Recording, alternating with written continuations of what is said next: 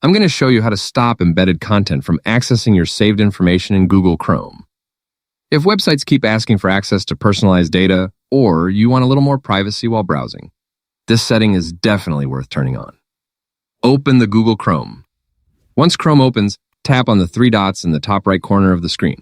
From the menu, go to Settings. Now scroll down and tap on Site Settings. Inside Site Settings, keep scrolling until you find the option called Embedded Content. Tap on it. By default, this setting is usually set to Ask First, which means websites can request permission to access certain saved information and personalized content. Now, select the option that says sites are blocked from asking to use information they've saved about you.